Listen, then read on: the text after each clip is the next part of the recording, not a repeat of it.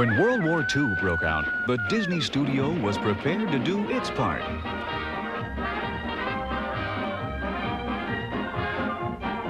As a result of the attack on Pearl Harbor, more than 500 soldiers moved onto the Disney studio lot in Burbank, supporting various anti-aircraft installations located in the hills around Los Angeles.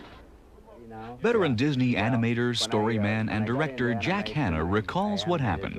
The day after the bombing at Pearl Harbor, I was quite anxious to get to the studio to see what the situation was going to be. And I found utter chaos. Everybody was in the same frame of mind I was, confused and didn't know what was going to happen. And we didn't know that Walt was making arrangements already to do training films for the Army and Navy, but I'm sure this had been planned earlier. While some Disney employees went off to war, others with deferments or reassignments began work on training films. The Disney stars were properly outfitted, and Disney's war effort was on. Okay, soldier. Walt Disney and his brother Roy, business partners from the outset, faced a depletion of the studio workforce. Drastic cuts were made in the feature film production schedule, and preparations on Alice in Wonderland and Peter Pan were abandoned for the duration of the war.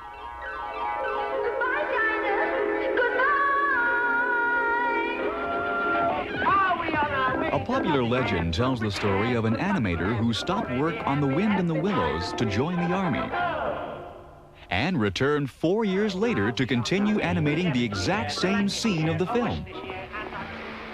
Although training films such as aircraft landing signals and 4 methods of flush riveting were the mainstay of the studio's film production during the war, Disney also scored impressively with Victory Through Air Power.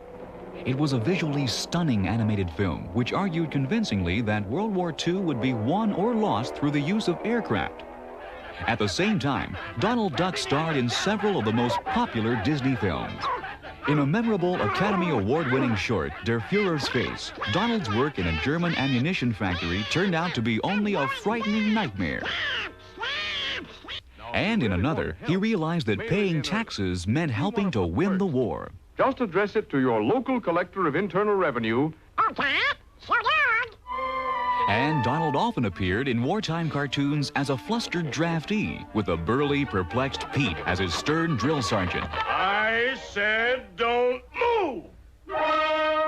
The audience really took to them immediately, and because naturally it was a natural thing for the duck trying to live up to a big guy, but the thing is, a duck would only take it so long, and then he'd reverse the thing and end up getting the best of the situation with Pete.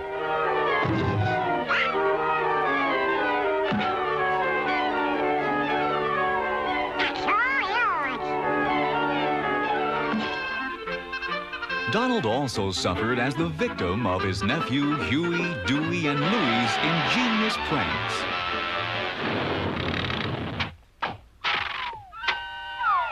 Surprisingly, Donald's service to his country did not end when the war did. Promoted to Sergeant Duck, he finally received his Army discharge papers in 1984, in the middle of a year-long 50th birthday celebration. Joining Donald was his loyal friend, Clarence Ducky Nash. It's a great surprise, something I never expected. Well, I always expected it to happen sometime, you know. It's a great pleasure to. Nash, an endearing figure to Disney fans young and old alike, was the one and only voice of Donald Duck for over 5 decades, a partnership that sadly came to an end with Ducky's death in February of 1985. But one needs only to look back at Donald's wartime contributions for an example of this brilliant team in action.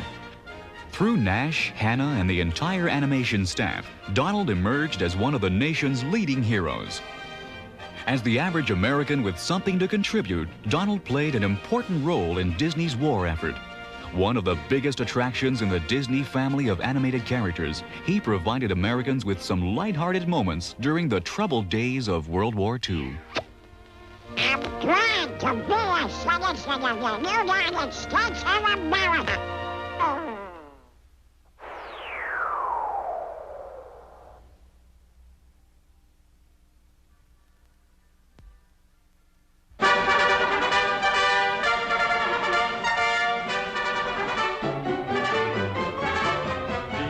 not the Army anymore.